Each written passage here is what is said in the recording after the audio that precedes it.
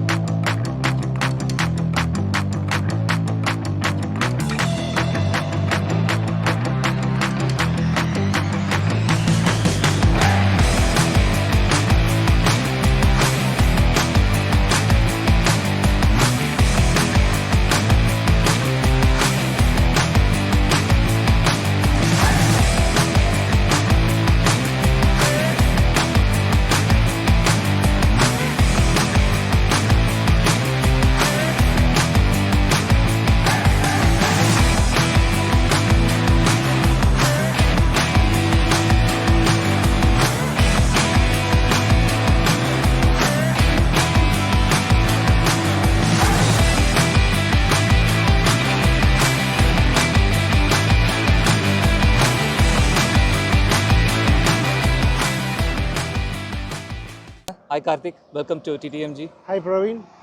So, നമ്മൾ ഇന്ന് സംസാരിക്കാൻ പോകുന്നത് കാർത്തിക്കിൻ്റെ ടൈഗർ 660നെ കുറിച്ചാണ്, അതിനൊരു എക്സ്പീരിയൻസിനെ കുറിച്ചാണ്. ഈ വീഡിയോ നമ്മൾ ടാർഗറ്റ് ചെയ്യുന്നത് ഒരു എന്താ പറയുക, ഒരു 100cc, 200cc, 400cc നിന്നും ഒരു മിഡിൽ വെയ്റ്റ് സ്പോർട്സ് ടൂറിലോട്ട് അപ്ഗ്രേഡ് ചെയ്യാൻ താല്പര്യമുള്ളവർക്ക് അറിയേണ്ട കാര്യങ്ങൾ ഇതാണ് നമ്മൾ ഇന്ന് ഡിസ്കസ് ചെയ്യാൻ പോകുന്നത്. ആൻഡ് കാർത്തിക്കിൻ്റെ എക്സ്പീരിയൻസ്. ഇപ്പോൾ വണ്ടി എടുത്തിട്ട് എത്ര വർഷമായി? ഇത് ഓൾമോസ്റ്റ് 1 year ആവുന്നു. ഈ August 17th ആയപ്പോൾ 1 year കഴിഞ്ഞു. ഇതിലോട്ട് എത്തിപ്പെട്ടത് എങ്ങനെയാണ്? എത്തിപ്പെട്ടത് വളരെ യാദൃശ്ചികമായിട്ട് നമ്മളൊരു സ്പോർട്സ് ടൂറർ കുറേ വർഷങ്ങളായിട്ട് നോക്കിക്കൊണ്ടിരിക്കുകയായിരുന്നു. So the first sports tourer ഞാൻ ഓൺ ചെയ്തത് ഒരു കരിസ്മയാണ്. In those days way back in 2012. വളരെ നല്ലൊരു വണ്ടിയാണ്. ടു ബി ഹോണസ്റ്റ്, ബ്രേക്കിംഗ് ആയാലും റൈഡിങ് കംഫർട്ട് ആയാലും ലോങ് ഡിസ്റ്റൻസ് ടൂറിങ് ആയാലും ഞാനതിൽ ടൂറൊക്കെ പോയിട്ടുണ്ട്. മൈസൂർ വരെയൊക്കെ ഒറ്റയ്ക്ക് ഓടിച്ചു പോയിട്ടുണ്ട്. മൈസൂർ വരെ. ആൻഡ് ഇറ്റ് വാസ് ആബ്സല്യൂട്ട് ഒരു ഉഗ്രൻ വണ്ടിയാണ്. അതിൽ there is absolutely no second question about it. പിന്നെ അതിൽ നിന്നും നമ്മൾ സ്വാഭാവികമായിട്ടും അപ്ഗ്രേഡ് ചെയ്യും. സോ അതിനുശേഷം ഞാനൊരു ഇൻ്റർസെപ്റ്റർ എടുത്തു. ഇൻ്റർസെപ്റ്റർ ഓടിച്ചു. അതും ഒരു നല്ലൊരു ടൂററാണ്, നല്ല മെഷീനാണ്. well engineered, well put together by Royal Enfield with their engineering. അത് കംപ്ലീറ്റ് ആയിട്ടും അവരുടെ ഒരു ഇപ്പോഴുള്ള J series എഞ്ചിൻ്റെ ഒരു സ്റ്റാർട്ടിംഗ് പോയിന്റ് എന്ന് പറയുന്ന ഒരു ഇൻ്റർസെപ്റ്ററാണ്. Even when it comes to interceptor, I still remember ഞാനും ബിനുവും കൂടെ ഞാനന്ന് കരമന താമസിച്ചുകൊണ്ട് ഞങ്ങൾ അടുത്തടുത്താണ് താമസിച്ചുകൊണ്ടിരുന്നത്. അപ്പോൾ അവിടെ നിന്ന് കരമന ജംഗ്ഷനിൽ എവിടെയായിരുന്നത് അവിടെയുള്ള റോയൽ എൻഫീൽഡ് ഷോപ്പിൽ പോയി ഞങ്ങൾ രണ്ടും ഓടിച്ചു നോക്കി. ഞാനും ബിനുവും കൂടെ മാറി ഇൻ്റർസെപ്റ്ററും കോണ്ടിനെൻ്റൽ GT ഓടിച്ചു നോക്കി. പക്ഷേ ഫസ്റ്റ് എനിക്ക് കണ്ടപ്പോൾ കോണ്ടിനെൻ്റൽ GT ആണ് ഇഷ്ടപ്പെട്ടത്. പക്ഷേ ഓടിച്ചു കഴിഞ്ഞപ്പോൾ ഇൻ്റർസെപ്റ്ററിൽ ഓടിക്കുമ്പോൾ ഭയങ്കര സുഖമായിരുന്നു. ഞാൻ എന്നിട്ട് നേരെ എൻ്റെ വീട്ടിലോട്ടാണ് വന്നത്. എന്നിട്ട് നമ്മൾ പറയും ചെയ്തു, എടാ ഇൻ്റർസെപ്റ്റർ ട്രൈ ചെയ്യണം.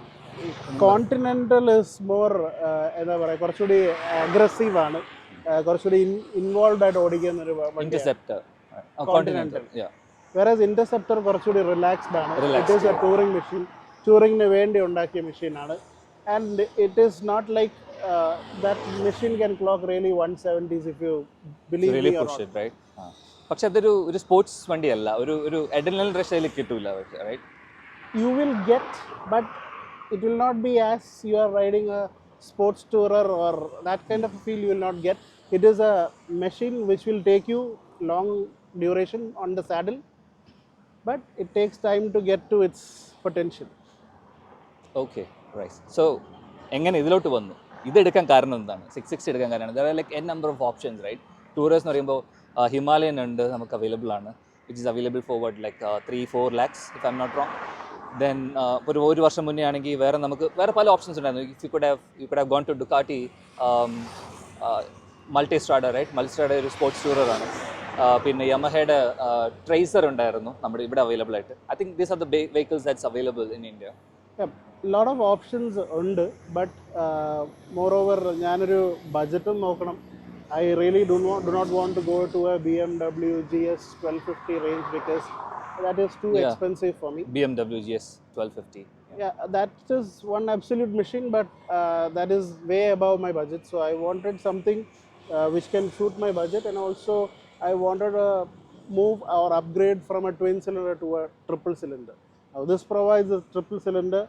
It provides refinement which I need, and it is a sports tourer.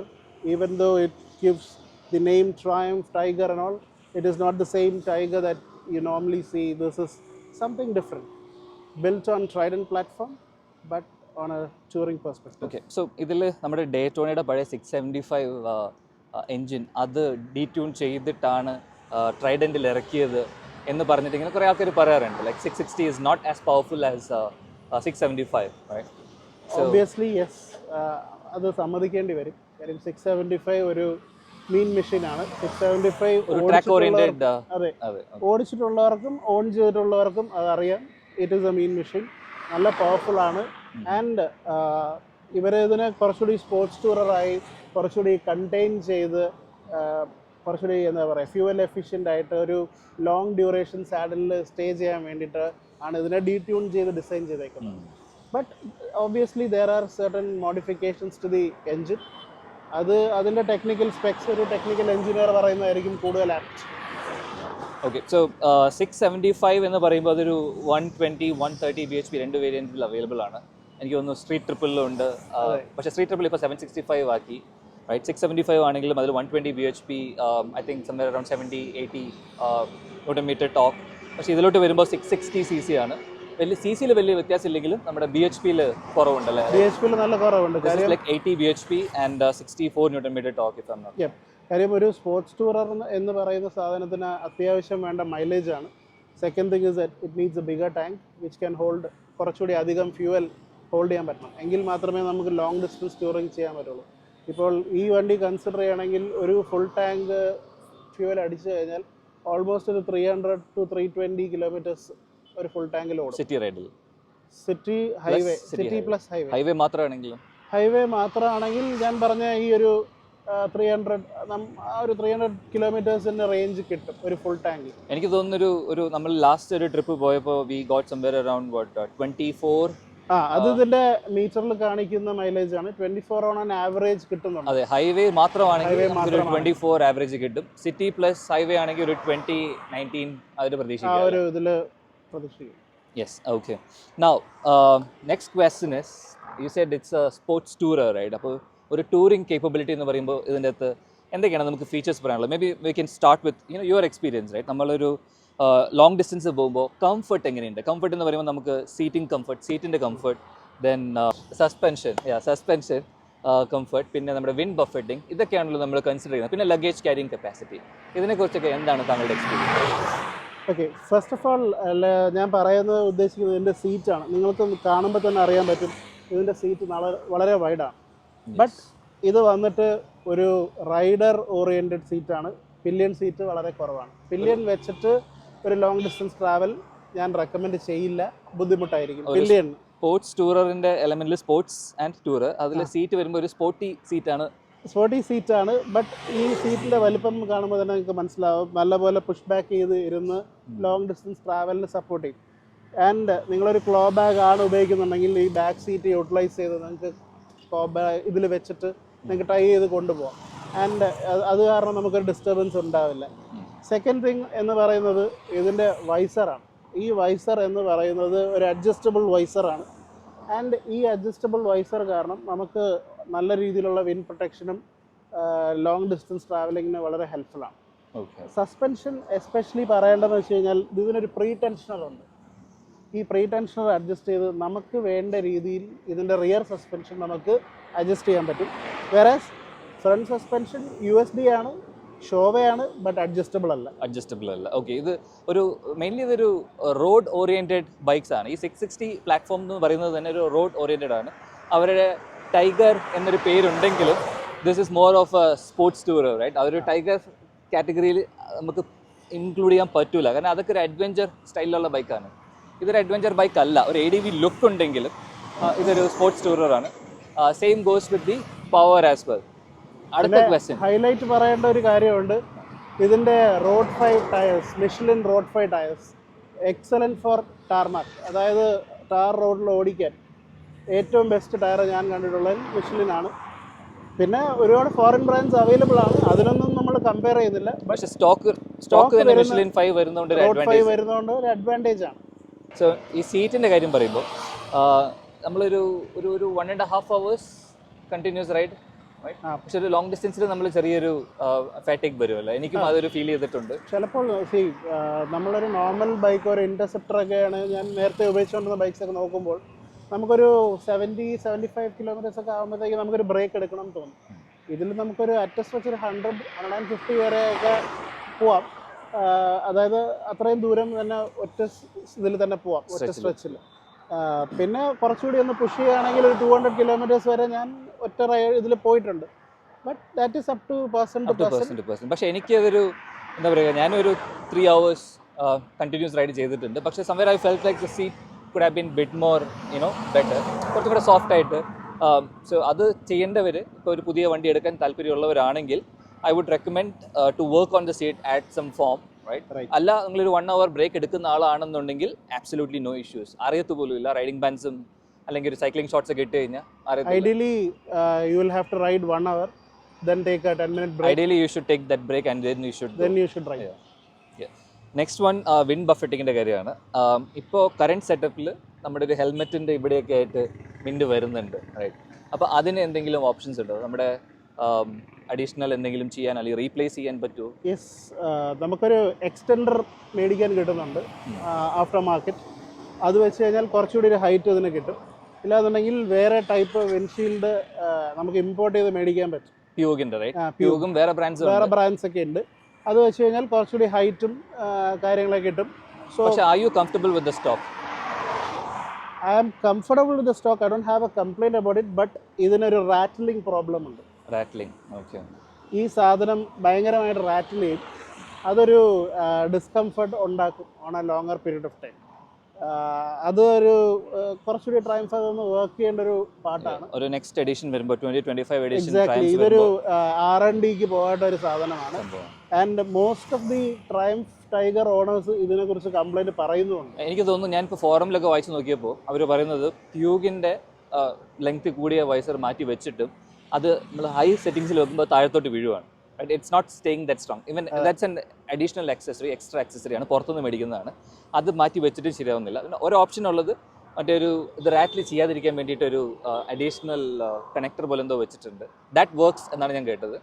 പക്ഷേ ഒരു 100, if you're cruising around 100-120, this should be fine, I believe. ഒരു 5'8", 5'9" വരെയുള്ള ആൾക്കാരാണെങ്കിൽ അറിയത്തില്ല, ഹെൽമെറ്റിൻ്റെ മേളിൽ കൂടെ പൊക്കോളൂ ഹൈ സെറ്റിങ്സിൽ വെച്ച് കഴിഞ്ഞാൽ. പിന്നെ ആസ് യു നോ, നമുക്ക് എക്സ്പെരിമെൻ്റ് ചെയ്യാൻ പറ്റുന്ന ഒരു ആക്സസറി പ്രൈസിങ് അല്ല മോസ്റ്റ്ലി ട്രയംഫിൻ്റെ വരുന്നത്. സോ നമുക്ക് ആരെങ്കിലും വെച്ച് നോക്കി ഓക്കെ പറയുന്ന ഒരാളുണ്ടെങ്കിൽ ദെൻ നമുക്കത് മേടിക്കാൻ വേണ്ടിയിട്ടുള്ള എഫർട്ട് ഇടാം. ബട്ട് അല്ലാതെ പറഞ്ഞാൽ വാങ്ങിച്ച് ഇത് സൂട്ടാവുന്നില്ല, ഇങ്ങനെ എക്സ്പെരിമെൻ്റ് ചെയ്യുമ്പോൾ ഒരുപാട് എക്സ്പെൻസീവ് ആവുന്നുണ്ട്. ആക്സസറീസ് എക്സ്പെൻസീവ് ആണ്. സസ്പെൻഷൻ നമുക്ക് അഡ്ജസ്റ്റ് ചെയ്യാൻ പറ്റത്തില്ല. റിയർ മാത്രം നമുക്ക് പ്രീലോഡ് അഡ്ജസ്റ്റബിൾ ഉണ്ട്. So if you want some, if you gonna go for a bumpy ride, ചെറിയൊരു മൈൽഡ് ഓഫ് റോഡ്, ഇതൊരു പ്യുവർ ഓഫ് റോഡ് വെഹിക്കിൾ അല്ല, ഇതൊരു റോഡ് ബേസ്ഡ് വണ്ടിയാണ്. അതുകൊണ്ടാണ് മിഷലിൻ ടയേഴ്സ് തന്നിരിക്കുന്നത്. പ്യുവർ ഓഫ് റോഡർ അല്ല, പക്ഷേ ഒരു മൈൽഡ് ഓഫ് റോഡൊക്കെ സുഖമായിട്ട് ഹാൻഡിൽ ചെയ്യും. If you have this thing, അതിൻ്റെ അല്ലെങ്കിൽ ഏത് രീതിയിലുള്ള സാധനമാണെങ്കിലും ബെല്ലി പാൻ നമ്മൾ വെച്ച് കഴിഞ്ഞാലും അതിൻ്റെ ഹൈറ്റ് കുറച്ചും കൂടെ കുറയും. But still you can do a mild off road, right? അത് ഓഫ് റോഡ് ചെയ്യുമ്പോൾ നമുക്ക് സസ്പെൻഷൻ അഡ്ജസ്റ്റ് ചെയ്യാം, ചെറിയ രീതിയിൽ അഡ്ജസ്റ്റ് ചെയ്യാം. ആൻഡ് നിങ്ങളിപ്പോൾ കാണുമ്പോൾ തന്നെ അതിൻ്റെ ഗ്രൗണ്ട് ക്ലിയറൻസ് നമ്മൾ കാണുമ്പോൾ കുറവായിട്ട് തോന്നുകയാണെങ്കിലും നമ്മൾ നോർമൽ റോഡിൽ ഓടിച്ച് പോകുമ്പോൾ ഒരു ഹമ്പോ ഒരു പോട്ട് ഹോളോ നമ്മൾ ഡിസ്റ്റർബ് ചെയ്യില്ല. ഇതിൻ്റെ അടിയിൽ തട്ടുക അങ്ങനത്തെ പ്രശ്നങ്ങളൊന്നുമില്ല. പിന്നെ ഒരുപാട് മോശമായ ഓഫ് റോഡൊക്കെ ചെയ്യാൻ വേണ്ടി പോയി കഴിഞ്ഞാൽ ചിലപ്പോൾ അടി തട്ടിയെന്നിരിക്കും, പണി കിട്ടിയെന്നിരിക്കും. ഓയിൽ സംഭവം അടിയിലാണ്, അപ്പോൾ ഓയിൽ അത് ബ്രേക്കായിട്ട് ലൂസ് ആവാനും സാധ്യതയുണ്ട്. Okay, let's come back to a completely different topic. വണ്ടി ഓടിക്കാൻ എങ്ങനെയുണ്ട്? ഐ മീൻ പ്യുവർ ഫൺ റൈഡിന് നോക്കുവാണെങ്കിൽ ഇതൊരു എന്താ പറയുക, ഞാൻ പറഞ്ഞ പോലെ സ്പോർട്സ് ടൂററാണ്. അതുകൊണ്ട് ഇതിനൊരു റഷ് ഉണ്ട്. അത് ആക്സിലേറ്റർ ട്വിസ്റ്റ് ചെയ്യുമ്പോൾ ഇതിന് കിട്ടുന്ന റഷ്. പിന്നെ ഇതിന് ഒരു അഡീഷണൽ ആക്സസറീസ് നമ്മൾ ചെയ്തിട്ടുണ്ട് ബൈ സ്റ്റോക്കായിട്ട്. നമ്മൾ വണ്ടി എടുത്തപ്പോൾ തന്നെ ചെയ്തതാണ് ക്വിക്ക് ഷിഫ്റ്റർ. അതൊരു അമേസിങ് പ്രോഡക്റ്റാണ്. കാര്യം ബൈ ഡയറക്ഷനിലാണ്. ഗിയർ അപ്പ് ചെയ്യാനും ഡൗൺ ചെയ്യാനും നമ്മൾ ക്ലച്ച് പിടിക്കേണ്ട ആവശ്യമില്ല. അപ്പോൾ നമ്മൾ ലോങ് റൈഡ് പോകുമ്പോഴത്തേക്കും അതൊരു ആഡഡ് ബെനിഫിറ്റാണ്. പിന്നെ ഒരു വണ്ടി നമുക്ക് പുഷ് ചെയ്യാം. ഇപ്പോൾ വിത്തിൻ നോർമൽ സ്പീഡ് ലിമിറ്റ്സ് ആണെങ്കിൽ 120 ഒക്കെ വളരെ നിസ്സാരമാണ്. നിസ്സാരമായിട്ട് കയറി പോവും. ഒരു ഫസ് ഇല്ല. 6 സ്പീഡ് ഗിയേഴ്സ് ഉണ്ട്, സ്ലിപ്പർ ക്ലച്ച് ഉണ്ട്, ABS ഉണ്ട്, ട്രാക്ഷൻ കൺട്രോൾ ഉണ്ട്, റിയർ പ്രീ ടെൻഷനർ ഉണ്ട്, മെഷലിൻ റോഡ് 5 ഉണ്ട്, എൻജിൻ സ്മൂത്ത് ആണ്, കംപ്ലീറ്റ് പാക്കേജ് ആണ്. ഇങ്ങനൊരു സാധനം ഐഡിയലി കുറച്ച് കണ്ടുപിടിക്കാൻ കുറച്ച് ടൈം എടുക്കും. But it is really good. ഞാൻ ഒരുപാട് ഇപ്പൊ തന്നെ ഒരുപാട് ട്രിപ്പ് നടത്തി. വണ്ടി എടുത്തപ്പോൾ തന്നെ ഞാൻ ഗോവ 1000 കിലോമീറ്റേഴ്സ് എനിക്ക് പോകാൻ പറ്റിയില്ല. But he enjoyed the trip. And എനിക്ക് തോന്നിയില്ല, എൻ്റെ ഫസ്റ്റ് ട്രിപ്പാണെന്ന് എനിക്ക് തോന്നിയില്ല. ഈ വണ്ടിയായിട്ട് ഒരുപാട് വർഷങ്ങളുടെ എക്സ്പീരിയൻസ് ഉള്ള റൈഡറിനെ പോലെയാണ് ഞാനും പോയത്. ഇത് ഹൈവേസിനേക്കാളും കൂടുതൽ എനിക്ക് ഇഷ്ടപ്പെട്ടത് ട്വിസ്റ്റി റോഡ്സിൽ സെക്കൻഡിലും തേർഡിലും ഇട്ട് ഓടിക്കുന്ന ആ ഒരു സുഖം, ആ ഒരു എൻജിൻ സൗണ്ട്, ആ സൗണ്ട് വരുമ്പോൾ തന്നെ മാരകമായിട്ടുള്ള ഒരു പവർ ഇല്ല. നമുക്കിതൊരു എന്താ പറയുക, ഒരു കോർണറിങ് മെഷീൻ ഒന്നും അല്ലത്. പക്ഷെ നമുക്ക് ട്വിസ്റ്റ് ചെയ്യാൻ ഭയങ്കര എളുപ്പമാണ്. 200 കിലോ ആണെങ്കിലും ഈ വണ്ടി ഫ്ലിക്ക് ചെയ്യാനുണ്ടല്ലോ ഭയങ്കര ഈസിയാണ്. അല്ല, അത് ആ എക്സ്പീരിയൻസ് അങ്ങനെ ട്രൈ ചെയ്തിട്ടുണ്ടോ? മൂന്നാറൊക്കെ പോയ സമയത്ത് അതുപോലെ ഫ്ലിക്ക് ചെയ്ത് ഓടിച്ചിട്ടുണ്ട്. ആ ട്വിസ്റ്റീസിൽ എസ്പെഷ്യലി ഗ്യാപ്പ് റോഡ് വളരെ നന്നായിട്ട് വണ്ടി ഹാൻഡിൽ ചെയ്തു. അതുപോലെ ആ ഒരു ഹാൻഡ്ലിങ് പെർഫെക്ഷൻ തന്നെ പറയാം. നമുക്കൊരു GT-ലോ അല്ലെങ്കിൽ ഒരു കരിസ്മയിലോ കിട്ടാത്ത ഒരു ഫീൽ എനിക്ക് ഇതിൽ കിട്ടിയിട്ടുണ്ട്. ആ ഒരു ട്വിസ്റ്റീസിലൊക്കെ ഓടിച്ചപ്പോൾ വണ്ടി എപ്പോഴും നമ്മുടെ കൺട്രോളിലാണ്.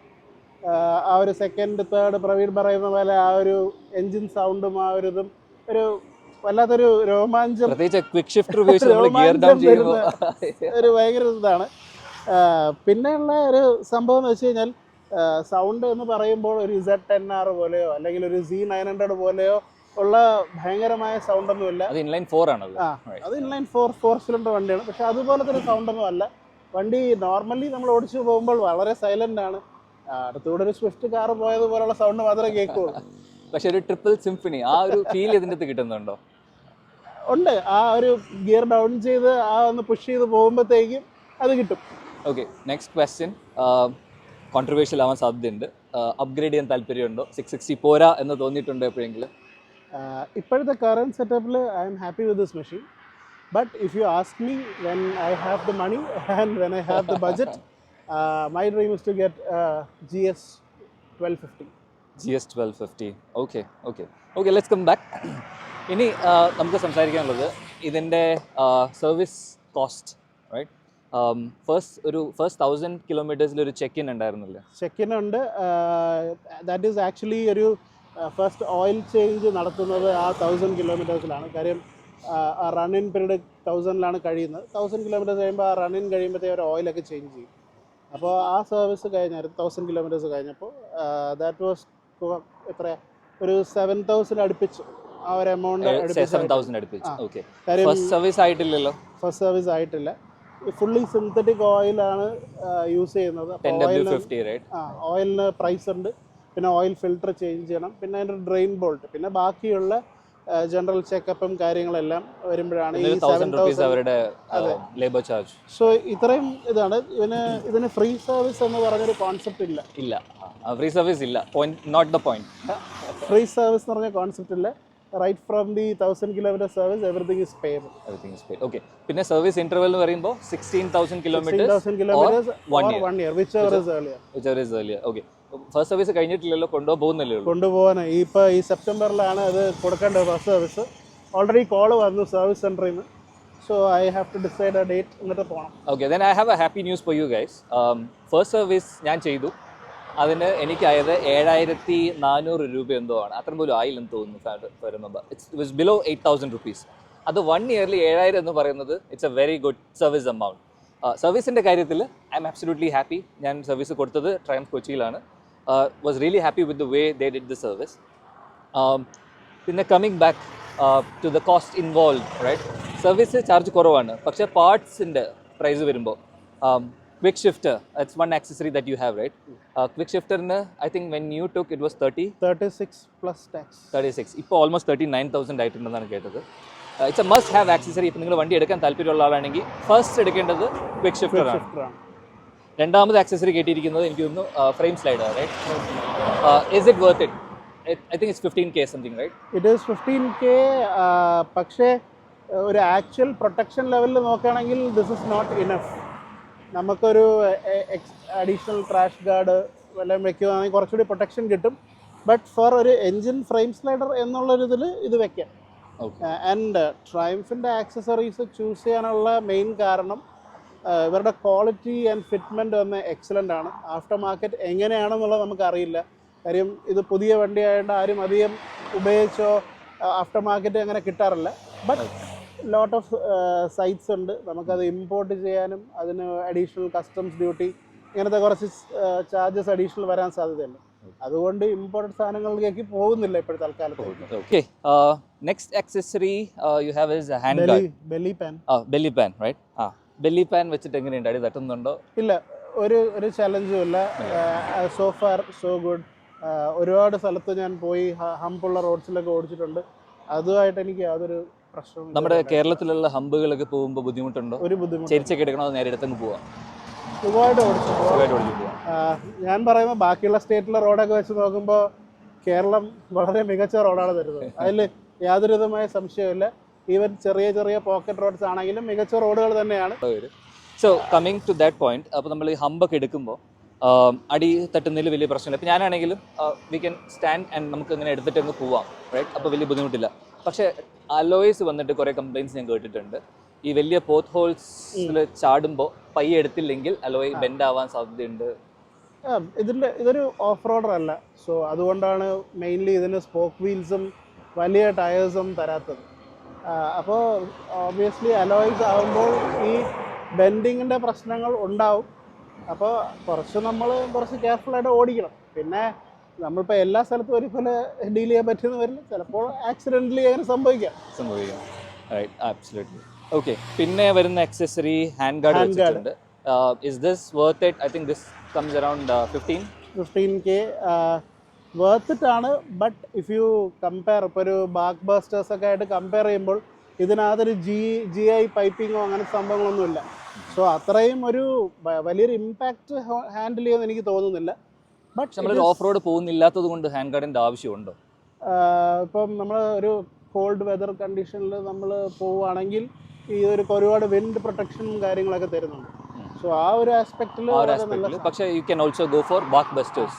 അതുപോലെ ചെറിയ ഇമ്പാക്റ്റ് ഒക്കെ വരുവാണെങ്കിൽ ഇത് വിത്ത്സ്റ്റാൻഡ് ചെയ്തു കയ്യിൽ തട്ടാതിരിക്കാനും വിരലുകൾ പ്രൊട്ടക്ട് ചെയ്യാനും സഹായിക്കും. പക്ഷേ ക്വസ്റ്റ്യൻ ഇസ് ബാക്ക് ബസ്റ്റേഴ്സിന് എത്രയാവും അറിയാവുന്ന? ബാക്ക് ബസ്റ്റേഴ്സ് എനിക്ക് പ്രൈസ് അറിയില്ല. പക്ഷേ ചീപ്പറാണ്, റൈറ്റ്?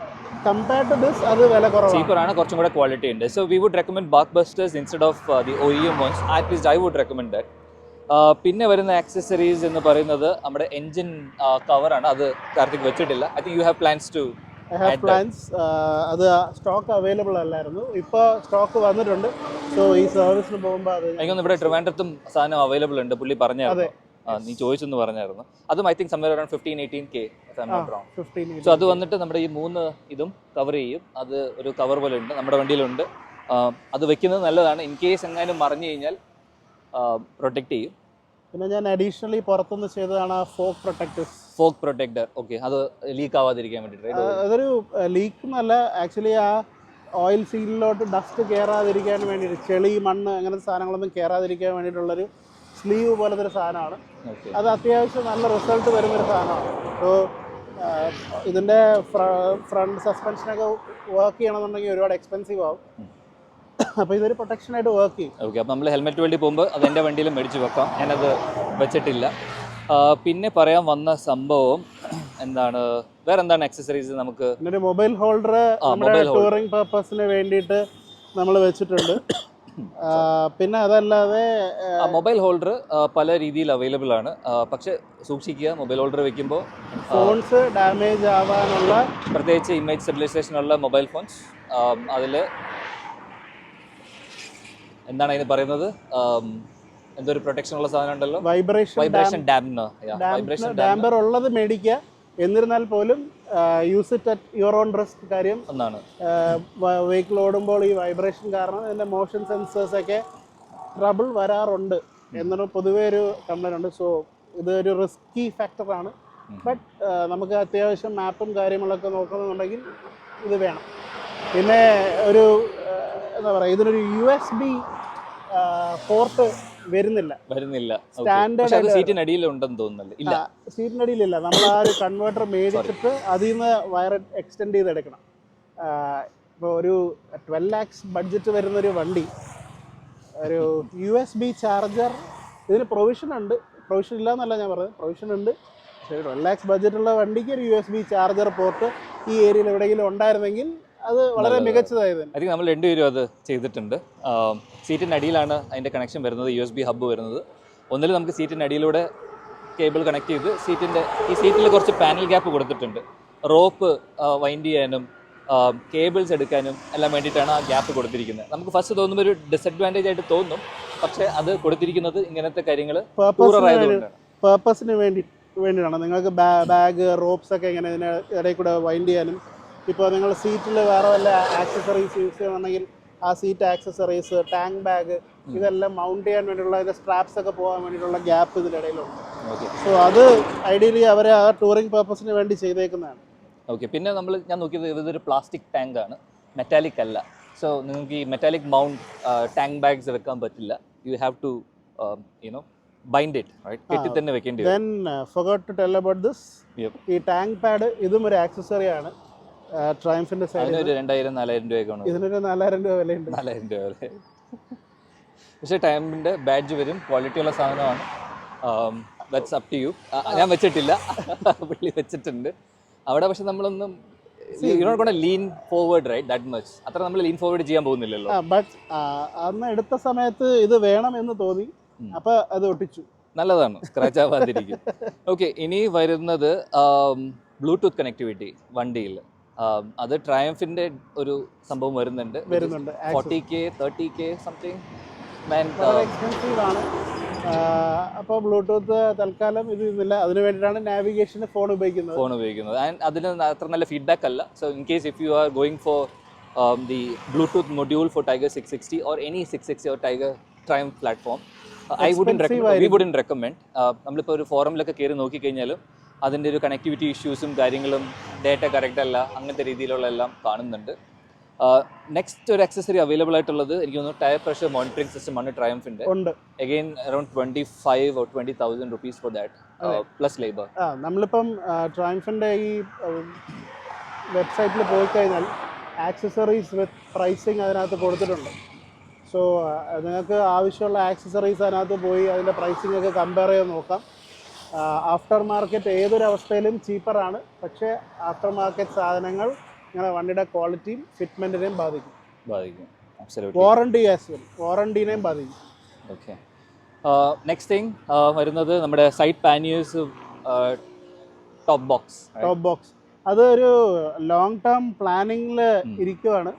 സോ അത് എപ്പോഴെങ്കിലും നമുക്കൊന്ന് അവൈലബിൾ ആകുന്ന സമയത്ത് അത് മൗണ്ട് ചെയ്യാനുള്ളൊരു പ്ലാനിലാണ്. ഓക്കെ, ഞാൻ അത് ചെയ്തിട്ടുണ്ട്, വളരെ യൂസ്ഫുൾ ആണ്. സൈഡ് പാനിയേഴ്സ് നമുക്ക് എപ്പോഴും കണക്ട് ചെയ്ത് വെക്കേണ്ട ആവശ്യമില്ല. അത് ഞാൻ വീട്ടിലാണ് വെക്കാറ്. പക്ഷേ ടോപ്പ് ബോക്സ് ഓൾവേസ് എൻ്റെ വണ്ടിയിൽ ഉണ്ടാവും. നമ്മൾ എവിടെയെങ്കിലും പോകുമ്പോൾ നമുക്ക് ഹെൽമെറ്റ് ഒന്നും കൈ പിടിച്ചുകൊണ്ട് പോകണ്ട, ബാഗുകൾ ഉണ്ടെങ്കിൽ അതൊക്കെ ഇതിൻ്റെ അകത്ത് വെച്ച് ലോക്ക് ചെയ്തിട്ട് പോകാം. Top box is kind of water proof. Side panniers water proof അല്ല. അത് നമ്മൾ ബാഗ് എന്തെങ്കിലും ഇട്ട് വെക്കേണ്ടി വരും. കുറച്ച് വെള്ളം കയറും. അതിനും ആഫ്റ്റർ മാർക്കറ്റ് ഇപ്പോൾ ലെജൻഡറി കസ്റ്റംസ് ഒക്കെ ഇറക്കുന്നുണ്ട്. ക്വൈറ്റ് ഗുഡ് പ്രോഡക്റ്റ് ആണ്. താല്പര്യമുള്ളവർക്ക് പ്രൈസ് കുറഞ്ഞതിൽ ഒറിജിനൽ വേണ്ട, ആഫ്റ്റർ മാർക്കറ്റ് മതി എന്നുള്ളവർക്ക് അതും അതെ, ഫുൾ ബാസ് എല്ലാം സഹിതം വരും. പക്ഷേ ഇതിൻ്റെ OEM സൈഡ് പാനിയേഴ്സും ടോപ്പ് ബോക്സും വരുമ്പോൾ കുറച്ചും കൂടെ ഒരു പ്രീമിയം ലുക്ക് അതിങ്ങനെ ചേർന്നിരിക്കും. മറ്റേത് വരുമ്പോൾ കുറച്ചും കൂടെ വിട്ടാണ്, കുറച്ചും കൂടെ തള്ളി നിൽക്കും, ആ ലുക്ക് പോവും. പക്ഷെ look wise I think the genuine Triumph 1 is much better compared to the other one. Any day. Okay, അപ്പോൾ നമ്മൾ അത്യാവശ്യം ആക്സസറീസും സർവീസും കാര്യങ്ങളും എല്ലാം കവർ ചെയ്തു. ഇനി വരുന്നത് എന്തൊക്കെ പ്രശ്നങ്ങൾ നേരിട്ടിട്ടുണ്ട്, challenges that you have?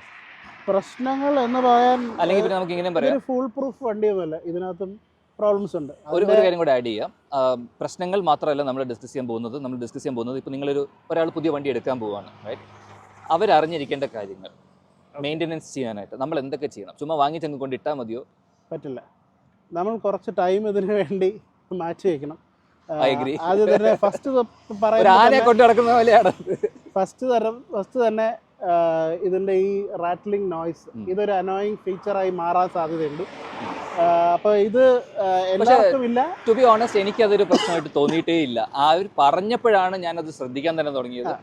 Sound ഒന്നും ഇത് എല്ലാവർക്കും ഇല്ല, പക്ഷെ ഒരു ചില വണ്ടികൾക്ക് ഈ പ്രോബ്ലം ഉണ്ട്. ഫോറമിലൊക്കെ ഇതൊരു ഭയങ്കര വലിയൊരു ഡിസ്കഷൻ പോയിന്റ് ആണ്. അതുപോലെ ഇതിന്റെ ചെയിൻ മെയിൻ്റനൻസ് നമ്മൾ എല്ലാ very important. Listen to this. Any Triumph owners, പ്രത്യേകിച്ച് 400cc നമ്മുടെ സ്പീഡ് 400 പിന്നെ സ്ക്രാംബ്ലർ 400 എടുക്കുന്നവർ ശ്രദ്ധിച്ച് കേൾക്കേണ്ട കാര്യമാണ്. ട്രയംഫിന്റെ എല്ലാ ചെയിനുകളും 660 അറ്റ്ലീസ്റ്റ് 660 പ്ലാറ്റ്ഫോമിലും 400 പ്ലാറ്റ്ഫോമിലും ഞാൻ ശ്രദ്ധിച്ചിട്ടുള്ള കാര്യമാണ്, തുരുമ്പ് പിടിക്കും. എങ്ങനെ നമ്മൾ മെയിൻറ്റെയിൻ ചെയ്തില്ലെങ്കിൽ. അപ്പോൾ നമ്മൾ വന്നിട്ട് ഇപ്പോൾ ഇതിൻ്റെ ചെയിൻ വന്നിട്ട് എവറി 500 കിലോമീറ്റേഴ്സ് നമ്മൾ നന്നായിട്ട് പ്രഷർ വാഷ് ചെയ്ത് അത് കഴിഞ്ഞ് ചെയിൻ ക്ലീനർ ഉപയോഗിച്ച് നല്ലപോലെ ക്ലീൻ ചെയ്ത് അതുപോലെ നല്ലൊരു ചെയിൻ ലൂബ് യൂസ് ചെയ്യാം. ഒരുപാട് വർക്ക് ചെയ്യത്തില്ല ഇതിൻ്റെ അകത്ത്. ഒരുപാട് ബ്രാൻഡ് അവൈലബിൾ ആണ് ചെയിൻ ലൂബ്സ്. അതിൽ അഫോർഡബിൾ റേറ്റ്സിലുണ്ട്, കുറച്ച് പ്രീമിയം സാധനങ്ങളുണ്ട്. ഇപ്പോൾ കാർത്തിക് ഉപയോഗിക്കുന്ന ചെയിൻ ലൂബ് ഏതാണ്? വേർത്താണ് ഞാൻ ഉപയോഗിക്കുന്നത്. പ്യൂട്ടോളിൻ ആണ് അവർ സജസ്റ്റ് ചെയ്യുന്നത്, ട്രയംഫ് സജസ്റ്റ് ചെയ്യുന്നത്. വേർത്ത് ആൻഡ് പ്യൂട്ടോളിൻ തന്നെ പല രീതിയിലുള്ള ചെയിൻ ലൂബ്സ് അവൈലബിൾ ആണ്. അതിൽ ഞാൻ ഉപയോഗിക്കുന്നത് DX11. ആദ്യം ടെക് ചെയിൻ ആണ് ഉപയോഗിച്ചുകൊണ്ടിരുന്നത്. പക്ഷേ ടെക് ചെയിനെ വെച്ച് നോക്കുമ്പോൾ DX11 കുറച്ചും കൂടെ ഓൾ വെതർ ടൈപ്പാണ്, വാട്ടർ റിപ്പല്ലൻ്റ് ആണ്. അപ്പോൾ ഞാൻ പഴയ വണ്ടികൾ നമ്മുടെ 150cc ബൈക്ക് മെയിൻറ്റെയിൻ ചെയ്യുന്നത് പോലെ, ചെയിൻ മെയിൻറ്റെയിൻ ചെയ്യുന്ന പോലെ ചെയ്തു. അതൊരു 2 weeks കൂടുമ്പോൾ ഞാൻ ചെയിൻ ലൂബ് ചെയ്യും, അല്ലെങ്കിൽ 700 കിലോമീറ്റേഴ്സ് കൂടുമ്പോൾ ലൂബ് ചെയ്യും. പിന്നെ കഴുകി കഴിഞ്ഞിട്ട് വണ്ടി വാഷ് ചെയ്ത് കഴിഞ്ഞിട്ട് ചെയിൻ തുടക്കത്തില്ലായിരുന്നു, റൈറ്റ്? ബിക്കോസ് നമ്മൾ ആ ഒരു പഴക്കമില്ല, ശീലമില്ല, റൈറ്റ്? പക്ഷേ ഇതിൽ അങ്ങനെയല്ല. വണ്ടി വാഷ് ചെയ്ത് കഴിഞ്ഞിട്ടും വണ്ടി ഒരു 1 കിലോമീറ്റർ ഓടിച്ച് തിരിച്ച് കൊണ്ടുവന്നിട്ട് ചെയിൻ തുടച്ച് വേണമെങ്കിൽ ചെയിൻ ലൂബ് ചെയ്ത് കഴിഞ്ഞാൽ. ഇതിൻ്റെ ഒരു വേറൊരു ചലഞ്ച് എന്ന് പറഞ്ഞു കഴിഞ്ഞാൽ, നമ്മൾ വണ്ടി വാഷൊക്കെ ചെയ്ത് ചെയിനൊക്കെ ലൂബ് ചെയ്യുമ്പോൾ വീണ്ടും റിമ്മിലൊക്കെ ഈ ലൂബ് സ്പ്രേ ആവും. അത് തുടക്കുക എന്നുള്ളത് ഒരു അഡീഷണൽ എഫേർട്ടാണ്. കവർ ചെയ്തിട്ട് ചെയ്യേണ്ടി വരും. അല്ലെങ്കിൽ ഒരു കാർഡ്ബോർഡ് പീസ് എല്ലാം കട്ട് ചെയ്ത് കയറ്റി വെച്ചിട്ട് കവർ ചെയ്തിട്ട് ചെയ്യേണ്ടി വരും. പിന്നെ അവിടെ പറയേണ്ട ഒരു കാര്യം, ഇതിന് സെന്റർ സ്റ്റാൻഡ് ഇല്ല. നിങ്ങൾ വണ്ടി എടുക്കുന്ന ആൾക്കാരാണ്, പാഡ്ഡോക്ക് സ്റ്റാൻഡ് മസ്റ്റ് ആണ്. നല്ല ക്വാളിറ്റി സാധനം വേണം. ഞാൻ ഉപയോഗിക്കുന്നതിന്റെ പേര് 66 bhpന്റെ ഒരു ഇതാണ് ഞാൻ യൂസ് ചെയ്യുന്നത്. ഒരുപാട് ബ്രാൻഡുകളുണ്ട്, ഒരുപാട് സാധനങ്ങളുണ്ട്. ഒരു നല്ല ക്വാളിറ്റി സാധനം മേടിക്കുക. നിങ്ങൾ ബോബിൻസ് യൂസ് ചെയ്യുകയാണെങ്കിൽ സ്പൂളർ ഉള്ള പാഡ്ഡോക്ക് സ്റ്റാൻഡ് മേടിക്കാൻ മറക്കരുത്. ഈ ബോബിൻസ് നമ്മൾ ട്രയംഫിൽ നിന്ന് വാങ്ങിച്ചതാണ്. പുള്ളി ബ്ലാക്ക് മേടിച്ച്, ഞാൻ റെഡ് മേടിച്ചു. അതിന് തന്നെ ഒരു 1000 ചില്ലാൻ രൂപ എന്തോ ആയി, 2000 സംതിങ് എന്തോ ആയി. പിന്നെ പാഡ്ഡോക്ക് സ്റ്റാൻഡിനും something around 2000-3000 rupees I guess. നമ്മളിതിൻ്റെ എല്ലാം ലിങ്ക്സ് ഇടുന്നതാണ്. ഈ എല്ലാ ആക്സസറീസിൻ്റെ ലിങ്ക് വീഡിയോൻ്റെ താഴെ ഇടുന്നതാണ്. അത് നോക്കുക, ചെക്ക് ചെയ്യുക, ഫോറംസിൽ നോക്കുക, നിങ്ങൾക്ക് കുറച്ചും കൂടെ ഡീറ്റെയിൽസ് കിട്ടും. ബട്ട് ടു ബി ഹോണസ്റ്റ്, ഞാൻ ഭയങ്കര ഹാപ്പിയാണ് ഈ വണ്ടി എടുത്തതിൽ. കാര്യം ഞാൻ ഈ വണ്ടി എടുക്കുന്ന സമയത്ത് ഒരു ടെസ്റ്റ് ഡ്രൈവ് പോലും ചെയ്യാതെ ഡയറക്റ്റ് ഞാൻ പ്രവീണിൻ്റെ വണ്ടി ഓടിച്ചൊരു എനിക്കത് ഓർമ്മയുണ്ട്. ഞാൻ എൻ്റെ വണ്ടി എടുത്ത് പുള്ളീനെ കൊണ്ട് കാണിക്കാനായിട്ട് പോയി. പുള്ളി വന്ന് നോക്കി കഴിഞ്ഞിട്ട് ഗ്രൗണ്ട് ഫ്ലോറിൽ നിന്ന് പുള്ളി വണ്ടി എടുത്ത് ഫസ്റ്റ് ഫ്ലോറിൽ കൊണ്ട് പാർക്ക് ചെയ്തു. That's all test drive has done. പുള്ളി എന്ത് പറഞ്ഞു, ഇവിടെ എനിക്ക് ഭയങ്കരമായിട്ട് ഇഷ്ടപ്പെട്ടു, റൈറ്റ്? പുള്ളി പിന്നെ ടെസ്റ്റ് ഡ്രൈവ് ചെയ്യണമെന്ന് പറഞ്ഞു, പക്ഷെ എന്നാലും പുള്ളിക്ക് അതിൻ്റെ ആവശ്യം വന്നില്ല, പുള്ളി ചെയ്തില്ല, റൈറ്റ്? ഐ റിമെമ്പർ വേറെ ഒന്നും എക്സ്റ്റെൻസീവ് ടെസ്റ്റ് ഡ്രൈവ് ഒന്നും ചെയ്യാതെ ഡയറക്റ്റ്ലി പോയി ഞാൻ ബുക്ക് ചെയ്തു, വണ്ടി ഡെലിവറി എടുത്തു. ഡെലിവറി എടുക്കുന്ന ദിവസമാണ് ഞാനിത് ഓടിക്കുന്നത്. Okay, so one final question, or may be ചിലപ്പോൾ കുറച്ചുകൂടെ ക്വസ്റ്റ്യൻസ് വന്നേക്കാം, പക്ഷേ ഒരു ക്വസ്റ്റ്യൻ കൂടി. ഇപ്പോൾ ഒരു 400cc കാറ്റഗറിയിൽ വണ്ടി ഉപയോഗിക്കുന്ന ആൾക്കാർ, റൈറ്റ്? അതിൽ നിന്നും അവർ മുകളിലോട്ട് വരുമ്പോൾ നമുക്ക് 600 ഉണ്ട്, ലീറ്റർ ക്ലാസ് ഉണ്ട്. ലീറ്റർ ക്ലാസ് ഒബ്വിയസ്ലി അതൊരു പ്യോർ എൻതൂസിയാസ്റ്റിന് വേണ്ടിയിട്ടുള്ളതാണ്. നിങ്ങൾക്ക് നല്ല കാശുണ്ട്, മൈലേജ് പ്രശ്നമല്ല, പെട്രോൾ അടിക്കാൻ നിങ്ങൾ റെഡിയാണ്, മെയിൻ്റനൻസിന് 10-20 കൊടുക്കാൻ റെഡിയാണ് എന്നുള്ള ആൾക്കാരാണെങ്കിൽ, പൊന്നുപോലെ നോക്കാൻ പറ്റുമെങ്കിൽ മാത്രമേ ലീറ്റർ ക്ലാസ്സിലോട്ട് പോകാവൂ. നമ്മൾ ഇതിലോട്ട് 660 വന്നത്, അല്ലെങ്കിൽ നിങ്ങൾ 660 വരണമെങ്കിൽ, അല്ലെങ്കിൽ 675 or 660 or 800 ആ ഒരു കാറ്റഗറിയിൽ മിഡിൽ വെയ്റ്റിലോട്ട് വരണമെങ്കിൽ അതിന് പല കാരണങ്ങളുണ്ടാവുമല്ലോ. മൈലേജ് വേണം, അവർക്ക് Mileage ഒരുപാട് വേണം. കോസ്റ്റ് ഇൻവോൾവ്മെൻറ്റ്, മെയിൻ്റനൻസ് ഇൻവോൾവ്മെൻറ്റ്, അതിൻ്റെ പ്രൈസ് കാര്യങ്ങൾ, അങ്ങനെ പല ഫാക്ടേഴ്സ് ഉണ്ട്. അപ്പോൾ ഈ 400 നിന്നും മേളിലോട്ട് വരുന്നവർക്ക് പല ഓപ്ഷൻസ് ഉണ്ടല്ലോ. ഇപ്പോൾ 660 പ്ലാറ്റ്ഫോം ഉണ്ട്, ട്രയംഫിൻ്റെ തന്നെ 670 പ്ലാറ്റ്ഫോം ഉണ്ട്, 765 പ്ലാറ്റ്ഫോം ഉണ്ട്. Why should someone choose 660 or why should someone choose 670? Who should select that? Again ഈ പറയുന്ന പ്ലാറ്റ്ഫോംസിൽ കാറ്റഗറി ആണെങ്കിലും ഓരോ ടൈപ്പ് വണ്ടിയും ഓരോ പേർപ്പസിനുള്ളതാണ്. അപ്പോൾ ഫൈനൽ ഇത് അതല്ലെങ്കിൽ top most priority is what is your purpose of taking A vehicle. ആ പേർപ്പസിനെ ഡിപ്പെൻഡ് ചെയ്തിരിക്കും. നിങ്ങൾ ട്രാക്ക് ഓറിയൻറ്റഡ് ആണെങ്കിൽ ഞാൻ പറയും ധൈര്യമായിട്ട് 765 എടുക്കാൻ പറയും, സ്ട്രീറ്റ് ട്രിപ്പിൾ എടുക്കാൻ പറയും, നല്ല വണ്ടിയാണ്. അതുപോലെ ഡയട്രോണ ഇപ്പോൾ ഇറങ്ങിയ 660 ഡയട്രോണ നല്ല വണ്ടിയാണ്. Daytona again 660 പ്ലാറ്റ്ഫോമിലാണ് ഇറക്കിയിരിക്കുന്നത്. ട്രാക്ക് ഓറിയൻറ്റഡ് ആണ്. പക്ഷേ വേറെ നിങ്ങളുടെ റിക്വയർമെൻറ്റ്, ഇപ്പം എൻ്റെ റിക്വയർമെൻറ്റ്, പ്രവീണിൻ്റെ റിക്വയർമെൻറ്റ് പോലെ ലോങ് ഡിസ്റ്റൻസ് ടൂറിംഗ് ആണ്, അങ്ങനെയാണെന്നുണ്ടെങ്കിൽ ഞാൻ ഡെഫിനറ്റ്ലി ഈ വെഹിക്കിളായിരിക്കും സജസ്റ്റ് ചെയ്യുന്നത്. മോർ കംഫർട്ടബിൾ ആണ്, ഓടിക്കാൻ സുഖമാണ്, ലോങ് ഡിസ്റ്റൻസ് കമ്മ്യൂട്ട് ചെയ്യാൻ പറ്റും. ഓടിച്ച് നോക്കിയിട്ടാണ് പറയുന്നത്, അല്ലാതെ ചുമ്മാ ഒരു ടെസ്റ്റ് ഡ്രൈവ് എന്നല്ല, ഒരു ലോങ് ഡിസ്റ്റൻസ് ടൂറിംഗ് നടത്താതെ അല്ല നമ്മൾ ഈ റിവ്യൂ പറയുന്നത്. One more thing, one point I disagree with you, right? Obviously, I have my own point of view. നമ്മുടെ Daytona 660, I will not call it as a track weapon, right? അത് ട്രാക്കിലും ഓടിക്കാം, പക്ഷേ ഒരു റോഡ് ബേസ്ഡ് വണ്ടിയാണ്. ഇത് വെച്ച് നോക്കുമ്പോൾ കുറച്ച് BHP സെയിം ആണ്, പക്ഷേ അല്ല BHP സെയിം അല്ല, CC സെയിം ആണ്, പക്ഷേ BHP കുറച്ച് കൂടുതലാണ്. ഇത് 84ഉം അത് ഒരു 10 BHP കൂടുതലാണ്, 94. ടോർക്ക് ആണെങ്കിലും ഇത് 64 ആണ്, അതായത് 69 ആണ്. അപ്പോൾ ആ ഒരു രീതിക്ക് ഒരു പെർഫോമൻസ് വ്യത്യാസം വരുന്നുണ്ട്. ഇതിൽ 2 റൈഡിംഗ് മോഡ്സ് ആണ് വരുന്നത്. ഒന്ന് റെയിൻ, ഒന്ന് റോഡ്. അതിലാവുമ്പോൾ ഒരു സ്പോർട്സ് മോഡ് കൂടെ വരും. അതിലായിരിക്കും പ്രോബബ്ലി ആ ഒരു കൂടുതൽ പവർ വരുന്നത്. അതിൻ്റെ റൈഡിംഗ് മോഡ് പറഞ്ഞപ്പോഴത്തേക്കും അത് നമ്മൾ സംസാരിച്ചില്ല. റോഡ് മോഡിൽ ABS ഇൻട്രൂഷൻസ് വളരെ കുറവായിരിക്കും, ആൻഡ് റെയിൻ മോഡിൽ ABS ഇൻട്രൂഷൻസ് വളരെ കൂടുതലായിരിക്കും. പിന്നെ ട്രാക്ക് ABS നമുക്ക് ഓഫ് ചെയ്യാൻ പറ്റില്ല അല്ലേ? ABS സ്വിച്ചബിൾ അല്ല, ട്രാക്ഷൻ സ്വിച്ചബിൾ ആണ്. ഓക്കെ, ഒരു 660ലും നമുക്ക് ABS സ്വിച്ചബിൾ അല്ല, പക്ഷേ ട്രാക്ഷൻ കൺട്രോൾ നമുക്ക് ഓഫ് ചെയ്യാം, റൈറ്റ്? പക്ഷേ താങ്കൾ ട്രാക്ഷൻ കൺട്രോൾ ഓഫ് ചെയ്ത് ഓടിച്ചിട്ടുണ്ടോ? ഇല്ല. സേഫ്റ്റി മുൻനിർത്തി ഓടിക്കുന്ന ഒരാളായതുകൊണ്ട് ഞാൻ ഒരിക്കലും അങ്ങനെ ഒരു ഓപ്ഷനിൽ ഞാൻ ഇതില്ല, ഓഫ് റോഡൊന്നും പോയിട്ടില്ല. ഓഫ് റോഡ് ഇതൊരു ഓഫ് റോഡർ അല്ലാത്തതുകൊണ്ട് ഡെഫിനറ്റ്ലി ഇതുകൊണ്ട് ഞാനൊരു ഓഫ് റോഡ് ഇതുവരെ ഓടിച്ച് നോക്കിയിട്ടില്ല. സോ എനിക്ക് ട്രാക്ഷൻ ഓഫ് ചെയ്യേണ്ട ഒരു സിറ്റുവേഷൻ അല്ലെങ്കിൽ ഒരു സിനാരിയോ ഇതുവരെ വന്നിട്ടില്ല. സോ നമ്മൾ പറഞ്ഞ കാര്യം നമുക്കൊരു കൺക്ലൂഷനിലോട്ട് വരാം. ക്വസ്റ്റിൻ്റെ ഒരു കൺക്ലൂഷൻ, 400cc നിന്നും മേളിലോട്ട് വരുന്നവർ ഈ വണ്ടി ചൂസ് ചെയ്യണമെങ്കിൽ അതൊരു പ്യുവർ റോഡ് ബേസ്ഡ് ടൂറിംഗ് കേപ്പബിലിറ്റിക്കാണെങ്കിൽ മാത്രമേ ഇതിലോട്ട് വരാവൂ. ഒരു അഡ്രിനലിൻ റഷ് വേണം, എന്നാൽ ഒരുപാട് മൈലേജ് കോംപ്രമൈസ് ചെയ്യാനും പാടില്ല, അത്യാവശ്യം നല്ല മൈലേജും വേണം. നമുക്ക് പയ്യെ ഓടിച്ച് കഴിഞ്ഞാൽ കൂടുതൽ 24, 25, 26 വരെ കിട്ടിയ ആൾക്കാരും ഉണ്ട്. അത് സ്പീഡിൽ ഓടിച്ച് കഴിഞ്ഞാൽ 18 വരെ കിട്ടാനുള്ള ചാൻസും ഉണ്ട്. അപ്പോൾ നമ്മൾ ഏത് രീതി വേണമെങ്കിൽ ഓടിക്കാം. വേഴ്സറ്റൈലാണ്, ആക്സസറീസും കുറേ അവൈലബിൾ ആണ്. പക്ഷേ നിങ്ങൾക്ക് ഓഫ് റോഡ് ചെയ്യണം എന്നുണ്ടെങ്കിൽ, അല്ലെങ്കിൽ ട്രാക്കിൽ പോകണം എന്നുണ്ടെങ്കിൽ ഈ വണ്ടി നിങ്ങൾക്കൊരു പറ്റിയതല്ല. ട്രാക്കിൽ ഓടിക്കാം, പക്ഷേ നിങ്ങൾക്ക് അങ്ങനെ ലീൻ ചെയ്യാൻ ലിമിറ്റേഷൻസ് ഉണ്ട്. പറ്റും, നല്ല കംഫർട്ടബിൾ ആണ്, പക്ഷെ എന്നാലും ലിമിറ്റേഷൻസ് ഉണ്ട്. കാരണം ഇതിൻ്റെ ഹൈറ്റ് കൂടുതലാണ് ഒബ്വിയസ്ലി, റൈറ്റ്? അപ്പോൾ നമുക്ക് അത്രയും ലീൻ ചെയ്യാൻ പറ്റില്ല. ഇതിൽ angle is more it's required, അത്രയും ചെയ്യാൻ പറ്റില്ല നമുക്ക്. ഹീറ്റ് എങ്ങനെയുണ്ട്? ഇതൊരു ഇൻലൈൻ ട്രിപ്പിൾ അല്ലെങ്കിൽ ട്രിപ്പിൾ സിലിണ്ടർ വണ്ടിയാണ്. ഐഡിയലി ഇത് ചൂടാവും എന്ന് പറഞ്ഞു കഴിഞ്ഞാൽ ചൂടാവും, പക്ഷേ വെന്റിലേഷൻ ഉണ്ട്. ബട്ട് നമ്മളൊരു ഹൈവേ റോഡിലാണെന്നുണ്ടെങ്കിൽ ആ ചൂട് അത്ര പെട്ടെന്ന് അത് ഡെസിപ്പേറ്റ് ചെയ്തങ്ങ് പോകും. അത് നമ്മുടെ കാലിലോട്ട് അടിക്കില്ല. പക്ഷേ നമ്മൾ സിറ്റിയിലുള്ള ഡെഡ് ട്രാഫിക്കിലാണെങ്കിൽ ചൂടടിക്കും. അതുകൊണ്ട് ഒരു ജീൻസും ഒരു റൈഡിംഗ് ബൂട്ടും മസ്റ്റാണ്. ജീൻസും പോരാ, നമ്മളിത് ഇതുപോലെ റൈഡിംഗ് ബൂട്ട് മസ്റ്റാണ്. ഇതിലും കുറച്ചും കൂടെ ഹൈറ്റ് ഉള്ള ബൂട്ട് ഉണ്ട്. അതിട്ട് കഴിഞ്ഞാൽ എനിക്ക് ഹീറ്റ് അറിഞ്ഞിട്ടേ ഇല്ല. നമ്മൾ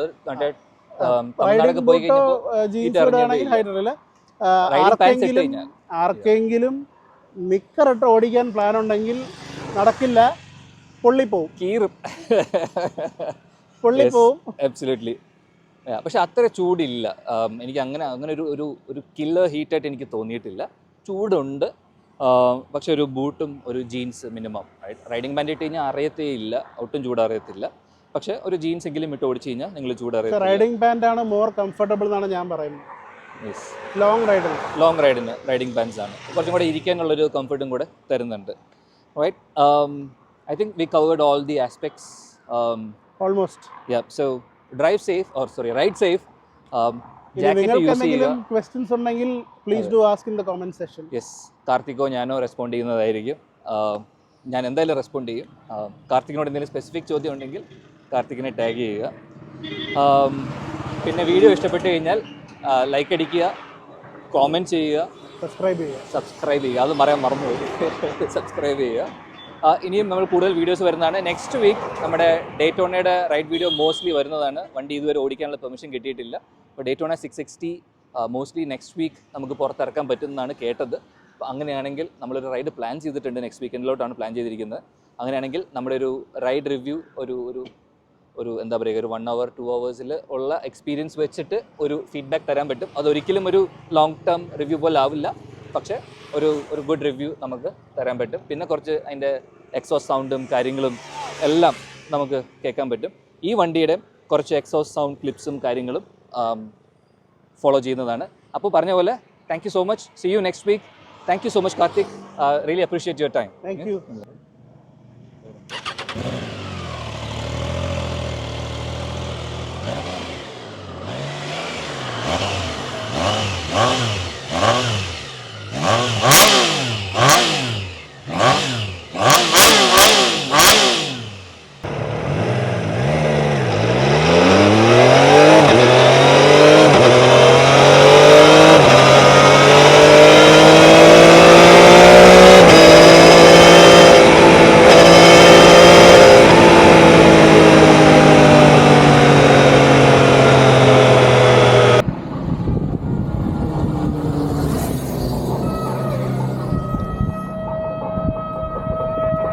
വരൂ.